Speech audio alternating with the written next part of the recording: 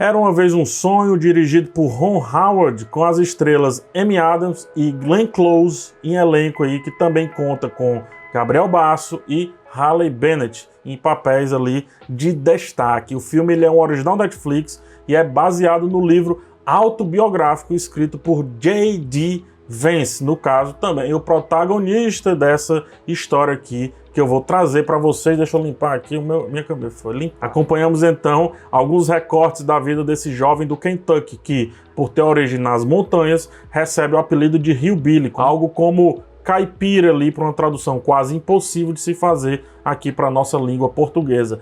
Vemos então J.D. falar sobre sua família, a sua vida na infância.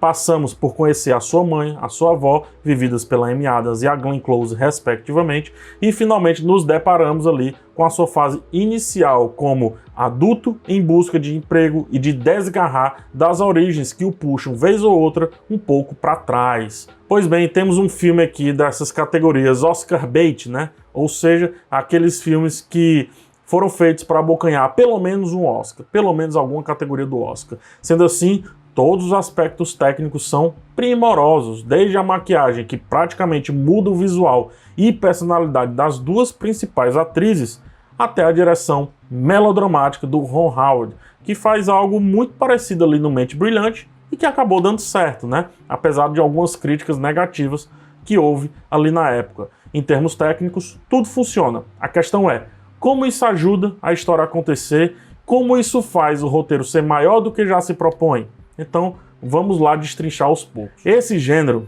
filmes desse gênero, melhor dizendo, tem sempre uma escolha a ser feita. Ir fundo na alma do personagem principal ou escolher uma modulação de altos e baixos que fatalmente vai terminar ali num clímax para cima, a fim de valorizar o sentimentalismo. Comparando, para ficar um pouquinho mais claro, o primeiro estilo você pode ver no filme chamado Eutônia. Excelente, diga-se de passagem. E o segundo estilo você pode ver no filme A Procura da Felicidade. Perceba que esse segundo estilo busca anular ou minimizar ao máximo aspectos negativos do ou da protagonista, criando um claro maniqueísmo a partir dos coadjuvantes. Só que aí acaba deixando a índole do personagem principal quase intacta. Já o primeiro estilo, que acaba distanciando um pouco mais o público geral, o grande público, não só maltrata o objeto principal a fundo, como o mostra em seu todo, desde as falhas até os acertos. Assista esses dois filmes que eu citei agora e perceba aí a diferença aí na concepção. O que é bom? O que é ruim? Bom, isso não tem resposta. Há público para ambos e a boa arte pode também ser encontrada nos dois. Gostar ou não gostar é questão de repertório e há sempre subjetividade. Para nós brasileiros, o filme perde um pouco ali de impacto. É importante, por exemplo, entender que o americano é bom de briga, qual é o peso da palavra hillbilly e qual o peso da disputa de duas famílias, os Hatfields e os McCoys. Duas famílias ali que brigam por gerações a ponto dessa briga parar na Suprema Corte Americana. Existem vários filmes e documentários que contam isso e que aqui aparece como uma subcamada muito importante da personalidade do J.D. Vance, uma vez que os seus antepassados foram ali um dos precursores nessa disputa eterna. Não entender isso representa perder parte importante da confusa personalidade do personagem principal, uma vez que o filme simplesmente não mostra mais do que um ponto de vista sobre o J.D. É como se você tivesse que ter esse repertório para entendê-lo um pouco além do que é mostrado. O roteiro equilibra muito bem as questões do passado, de um passado mais recente e do presente. Apesar do protagonista ser o agora adulto J.D., é necessário que o texto ele invada a personalidade da Bev, a sua mãe, e da Mama, a sua avó, para a gente entender como é que aquela pessoa se formou e como ela está hoje. E nesse ponto, o filme não erra ao demonstrar os diversos lados. Temos uma miscelânea quase completa da raiva e dessa característica quase genética que é a instabilidade de humor, que é muito bem apresentada através da personagem Bev. Digo genético, né, apesar de parecer um pouco preconceituoso, porque tanto a sua mãe apresenta essa característica, quanto também o J.D., o nosso protagonista, no caso, filho dela.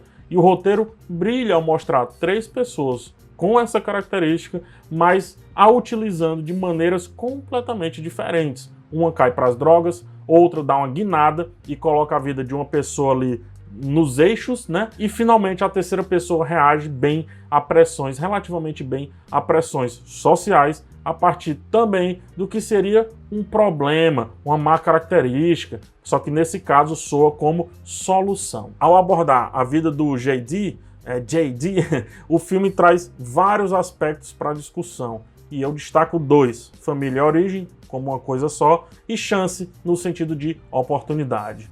O personagem principal precisou que alguém jogasse na sua cara que chance não é aquilo que vem com resultado pronto, com resultado garantido, mas é o que se precisa ter para um dia o resultado em alguma coisa acontecer, de alguma forma acontecer nisso que a gente chama de vida, né? Na jornada do personagem, ele tem a sua chance fabricada por aquelas pessoas que sabem o valor disso justamente por ou não ter tido essa chance ou terem a desperdiçado. Ao mesmo tempo, para que essa chance vingue, ele precisa se desgarrar do que considera a sua família e principalmente ali das suas origens. Essa fuga das origens o deixa deslocado dentro do seu eixo de personalidade, mas também o deixa deslocado do meio social que busca participar para vingar na vida, digamos assim. Esse ir e vir mental do personagem entre o que ele foi, o que ele é e o que ele quer ser é muito bem apresentado pela constante estrutura de back and forth, né? Ou seja,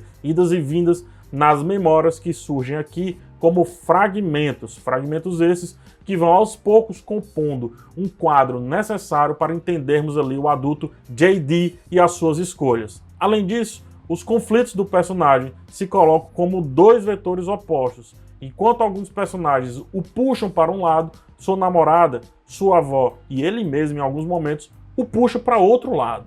Essa confusão mental faz a trilha modular entre altos e baixos, entre acelerar e desacelerar. Faz os planos e a montagem buscarem ora velocidade, ora cadência profunda, bem como as atuações que ora surgem como um rompante que muito parece ali com explosões de raiva e ora aparecem também como um carinho que apaga completamente qualquer defeito de qualquer personagem. Por fim, temos um filme que, de certa forma, faz um apanhado da cultura americana. Ao começar falando sobre o American Dream, o sonho americano, no caso, deixa claro que ele vai ser mais um filme a buscar ali mostrar que ou o sonho americano ali é utópico demais ou é danoso, pois nele parecem existir vários genes, memórias, histórias, de certa forma de autodestruição e uma espécie de inanição para se fazer caber em cenários propostos. O filme aponta que os males dos americanos parecem ser passados de geração em geração e só dá para sair disso se agarrando a alguma força que faça o próximo alvo desse ciclo aí, né, desse pesado ciclo, sair, quebrar, romper esse caminho óbvio de ser um pouco melhor do que os seus antepassados um dia foram. Na verdade, ele pode até ser pior, só que agora num outro cenário, não mais naquele cenário que os seus entes passaram, viveram. Ou seja, ele pode desgarrar, ele pode ser outra coisa. É um filme com uma escalada sentimental bem óbvia, muito melodramática, mas que, por ter vários assuntos destilados por toda a história, poderá se conectar com muita gente. Fora que já existe aí um público cativo para esse estilo que eu estou falando. É um bom filme, só tem algumas ressalvas. E por hora, é isso, gente. Nos vemos aí numa próxima oportunidade. Se gostou, dá joinha, se não dá dislike. E tchau.